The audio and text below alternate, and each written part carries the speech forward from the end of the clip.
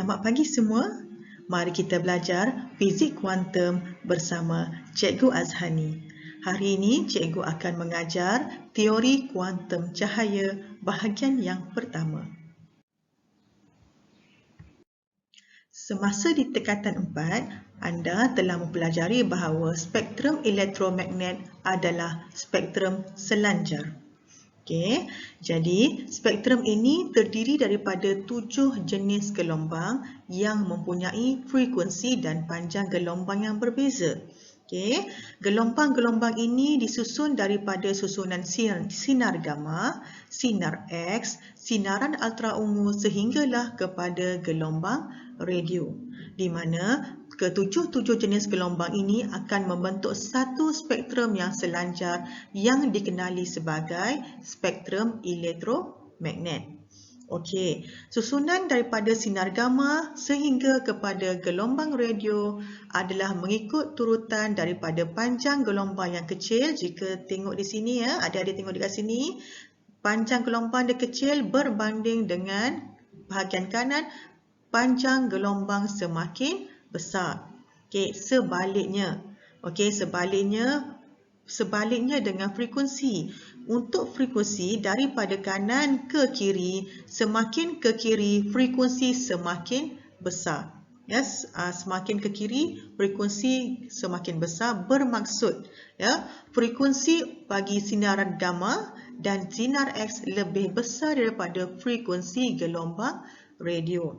Okey, frekuensi untuk cahaya nampak lebih besar daripada frekuensi gelombang radio. Okey, semakin tinggi frekuensi, semakin panas suhu suatu gelombang tersebut. Okey, dan adik-adik telah pelajari bahawa cahaya juga merupakan gelombang elektromagnet, iaitu cahaya nampak, cahaya di sekeliling kita sekarang.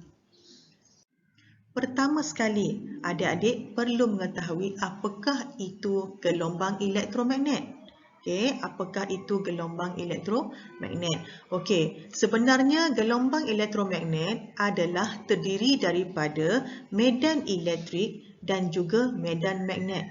Okey, di mana medan elektrik dan medan magnet ini terletak berserenjang antara satu sama lain. Jika adik-adik tengok dekat sini, medan elektrik dan medan magnet terletak berserenjang.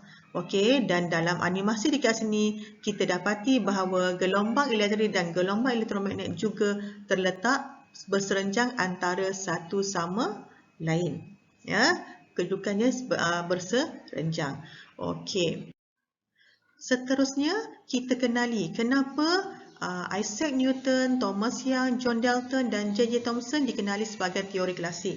Okey, kita sedia maklum bahawa Isaac Newton mempunyai sumbangan dalam menghuraikan cahaya sebagai satu aliran zarah. Okey, Thomas Young pula adalah pelopor dalam eksperimen dui cahaya. Tetapi teori-teori klasik ini ada kelemahan yang tertentu, ya, dan teori klasik ini dapat dijelaskan menggunakan teori kuantum. Okey, kelemahan teori klasik yang pertama ialah oleh Thomas Young, beliau tidak dapat menerangkan kejadian spektrum sinaran jasad hitam. So, ini ialah kelemahan dalam Thomas Young. Okey, kelemahan dalam teori yang dikeluarkan oleh John Dalton. Okey, John Dalton tidak dapat menerangkan penghasilan spektrum cahaya oleh atom bahan. Apakah itu atom bahan? Okey, dan J.J. Thomson juga tidak dapat menerangkan penghasilan spektrum garis cahaya oleh atom bahan. Okey, selepas ni cikgu akan terangkan kamu apakah yang dimaksudkan dengan atom bahan. Kenapa? Apakah itu atom bahan? Teori yang tak dapat dijelaskan oleh teori klasik. Okey, seterusnya kita nak kenali tentang jasa hitam. Okey, cikgu bagi dua perumpamaan dekat sini. Okey, satu adalah objek yang berwarna hitam, satu lagi adalah objek yang berwarna kuning. Okey, isu dia. Kenapa kita nampak bintang yang kedua ni berwarna kuning? Kenapa bintang yang pertama ni kita nampak warna hitam? Okey, reason dia adalah, alasan cikgu adalah kerana objek menyerap semua cahaya kecuali warna kuning. Okey, kerana kita telah ketahui sebelum ni bahawa cahaya putih terdiri daripada 7 spektrum cahaya. Okey, jadi bila cahaya putih ni diserap oleh bintang yang kedua ni, dia serap semua cahaya kecuali warna kuning dan dia akan pancarkan warna kuning masuk ke dalam mata kita. Okey, tetapi untuk objek yang pertama ini, walaupun dialirkan, okey, disinarkan satu cahaya putih kepada objek A, tetapi objek A ini yang pertama ni dia serap semua cahaya dan tidak langsung memantulkan sebarang warna. Okey, jadi inilah analoginya tentang jasad hitam, iaitu suatu jasad unggul yang berupaya menyerap semua sinaran elektromagnet yang jatuh padanya. Okey, Okey, seterusnya. Okey, contoh jasad hitam. Okey, rongga telinga seolah-olah jasad hitam. Okey, betul atau tidak? Okey. Jadi kalau kita tengok di sini, okey, untuk rongga telinga, kenapa rongga telinga juga merupakan seolah-olah jasad hitam? Okey, kerana sinaran cahaya yang memasuki rongga telinga akan mengalami proses pantulan yang berulang-ulang pada dinding dalam rongga telinga. So, maksudnya dekat sini, jika ada satu sinaran cahaya yang masuk, dia akan dipantulkan berulang-ulang. Pantul, pantul, pantul.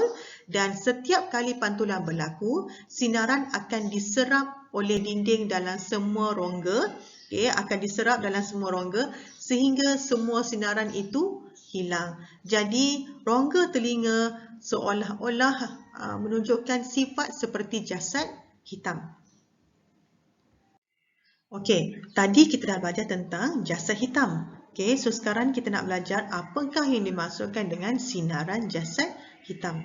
Okey, analoginya berbentuk begini. Okey, jadi kita dah kata tadi, ini contohnya yang pertama ini, gambar bintang pertama ialah satu jasad hitam. Okey, jasad hitam. Tetapi jasad hitam ni dia akan dapat memancarkan cahaya dia. Okey, akan dapat memancarkan sinaran termal bergantung kepada suhu dia. Okey, dia akan berubah-ubah warna bergantung kepada suhu dia. Jadi, okey, contohnya apabila objek pertama ni suhu objek pertama ini ditingkatkan, jadi dia akan berubah kepada warna merah.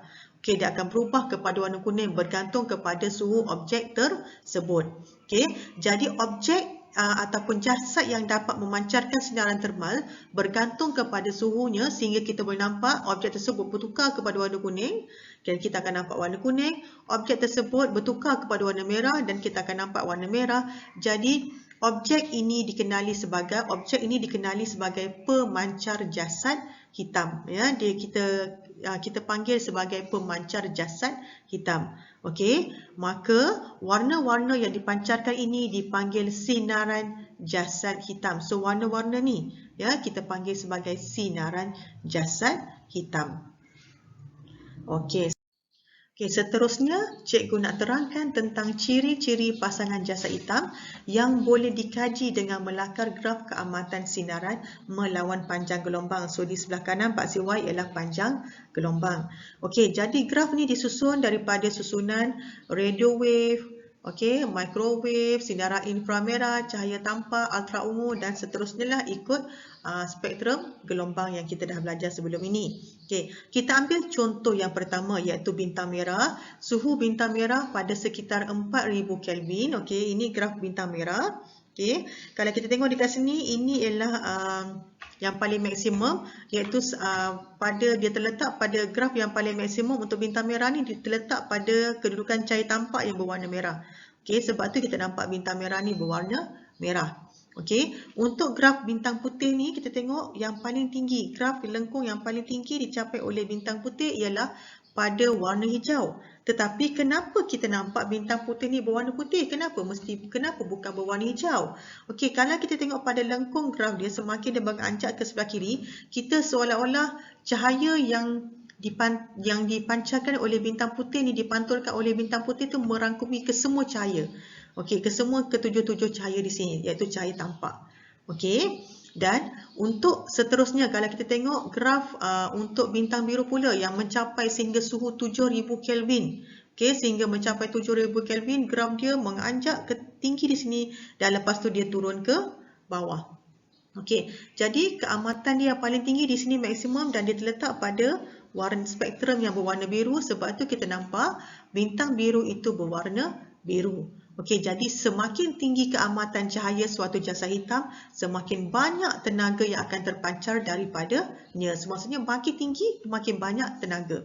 Okey, jadi frekuensi sinaran yang terhasil adalah selancar dengan penambahan suhu. Maksudnya tadi kalau kita nampak pada penerangan cikgu tadi, okey, suhu bertambah 4000 Kelvin, okey, 5270 Kelvin, 7000 Kelvin, ya, 7000 Kelvin. Jadi semakin tinggi suhu sebenarnya semakin tinggi frekuensi. Ya, frekuensi semakin tinggi. Okey, jadi semakin tinggi suhu, semakin tinggi frekuensi getaran cas elektron, semakin tinggi frekuensi getaran cas elektron, semakin tinggi frekuensi sinaran yang dihasilkan.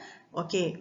Jadi, okey, seterusnya isu dia apa yang cikgu nak kaitkan dekat sini ialah isu dia kenapa graf ni dia naik atas tapi lepas tu dia turun bawah. Dia tak akan lepas, maksudnya dia akan naik maksimum tapi dia tak lepas pun dekat sinaran ultra, dia tak lepas pada sinaran ultra ungu, dia tak lepas pada graf UV ni. Ya, dia tak lepas. Kenapa dia tak boleh melepasi sinaran ultra ungu ni? Okey. So ini yang dipanggil sebagai malapetaka ungu. Kenapa dia tak boleh lepas? Kenapa pangkah ni tak boleh lepas kat sini? So ini yang tidak dapat dijelaskan oleh teori klasik, yang boleh dijelaskan dengan teori kuantum.